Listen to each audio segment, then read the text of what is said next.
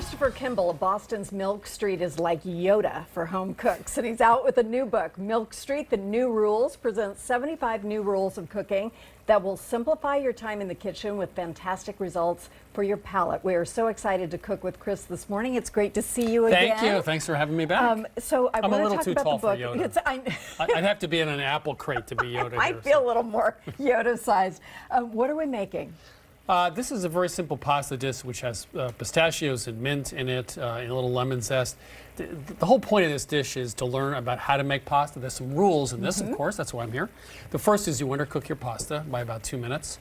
And so if you're in Italy, I was recently in Bologna, they finish the pasta, this kind of pasta, in a skillet with a sauce. With the like sauce. a ragu bolognese. Yes. So this is a dish which has a lot of the cooking water in it.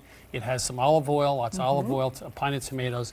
And when you put that pasta in there, we'll do that right now, you put the pasta in there, it's going to finish cooking in the sauce, which is really what you want. So when you do the rules about the pasta, is there a specific time that you cook the pasta, or is there some other test for when you reach that point that you're a couple minutes If you ask short that of to done? someone in Bologna, they'll go, time, what? You're just supposed to know. You can look at the back of the package. I cut it by about 3 minutes, 2 to 3 minutes. So it's supposed to be a little chewy. There's plenty of water in here.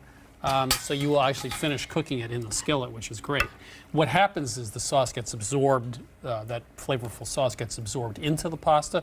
You know, if you go to like an Italian restaurant from the 60s, I remember that far back, like the 1960s, you get a big, just in case it was more the 1860s. No, I was following you. A big plate of pasta with, tomato sauce, and it kind of all runs off. And, Right, and the 'cause it was sauce and the just pasta, plopped on the top. They're not married. They kind of know each other, but they're not married. We want to really marry the two things. They're not even engaged. They're not even engaged. That's not right. So we want them to marry and be happy together. And this will cook a little bit. We'll put some lemon zest on now, too. Now, what does the lemon zest do? Well, one of the things we flavor? do at Milk Street a lot is we like to have contrasting flavors and textures. You know, if you think about chicken soup, American chicken soup, which I grew up with, well, every culture has chicken soup, and most of them are more interesting because they put hot sauce on it or something crunchy or something creamy. So this is lemon zest, you have mint in it, you have pistachios, a little Parmesan, and tomato, of course, and olive oil. One of the great ways to make a tomato sauce, by the way, is I learned this firsthand, is use a lot of olive oil because you get that silky texture. It's just really wonderful. And a lot of recipes here use a couple tablespoons. No. You say go for it. Yeah, you can't put too much olive oil in the tomatoes. Right. So and this they is. say it's a healthy fat, so there we go.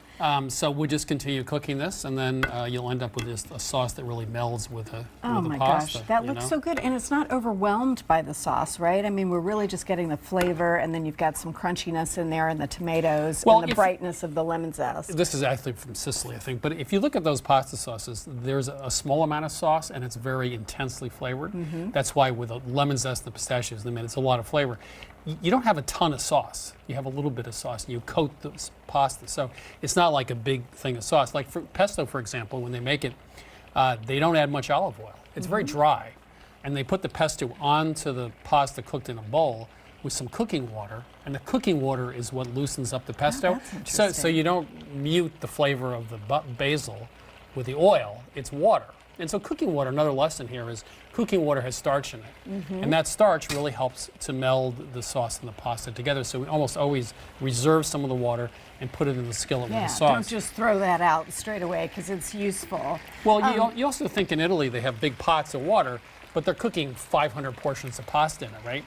And so there's a lot of starch in that water, and the starch is great. That is. All right, so this is what it looks like when it's all finished over here, This is what it looks like when it's done. We have two other dishes. We have a bitter greens. You can use radicchio or lots of other things here, or frisee.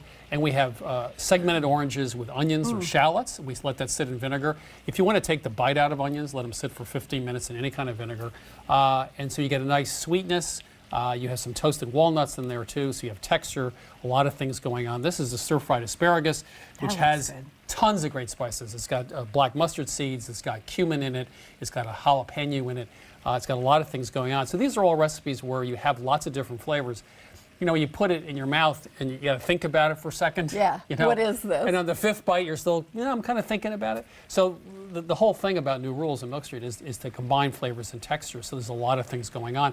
It's easier cooking because you don't have to take time and heat over like hours to make a stew. This stuff comes together pretty quickly, and it's how most people in the world cook. It's simple, but it's bright. Right, and the idea of getting more flavor into Yes. these things quickly and without a ton of ingredients is so important. The rules. Tell me what the rules apply to. Well, I grew up cooking bad English food and good French food, mastering the art of French cooking, and there are rules to that because it's about time and heat, as I said. When you travel around the world, and we like to go into people's homes more than restaurants, you realize that this isn't just different recipes, it's a different way of thinking about cooking. So you might say, well, you don't have to saute meat for a stew. You can put the stew in a pot with a little bit of liquid, like tomatoes, cook it for a couple hours, take the top off, and let the oven brown the meat. And so no one does that. A classic is water for stock. I grew up making stock or using stock. Most people in the world don't use stock. They use water. And guess what? When you cook chicken or beef or pork in water, you get stock. You make your own. So stock has a place, but it's really the basis of French cooking. Most people in the world use water. Flatbreads. You can make a flatbread in 15 minutes with baking powder, like a Italian piadini. And flatbreads are terrific, but they're not part of our repertoire here, but they're really simple. Finishing a dish at the end with some of the same flavors you start with. Fresh herbs, a little garlic, a little ginger, a little vinegar at the end, a little bit of sweetness at the end. Using handfuls of herbs, that's another rule. I remember I ran it. Don't be stingy with those. It's not a quarter teaspoon of chervil. It's 2 cups of basil or cilantro. I ran into Yotam Ottolenghi years ago. He's a famous cookbook author from London. And one of his recipes had 2 cups of herbs. And I'm going like, what's going on here? And then I tried it. I was like, oh, you can do that? Right. So when I go around the world, I always go, you can do that? It's like, it's great because it just changes the way you cook. It's exciting, it's fun, it's quicker, it's fresher, it's bolder. Buy a few spices. Take $100. Buy some spices, coriander, cumin, maybe a Aleppo pepper or something, and get a good soy sauce, a fish sauce, a good one's not fishy, a couple other things. Have a good pantry. It lasts for a long time. And then you're cooking so much easier because you have those big flavors. Yeah. And you've got all these new ideas to cook with. Thank you so much. My that pleasure. Looks delicious. I was not hungry before you started, and now I'm just... Well, it's almost time to eat. Yes, it's almost time to eat. Chris will be at Third Place Books in Lake Forest Park tomorrow night at 7. He also shared the 3 recipes that we have here on the table on our New Days website. And you can find his new book, Milk Street, The New Rules, out right now.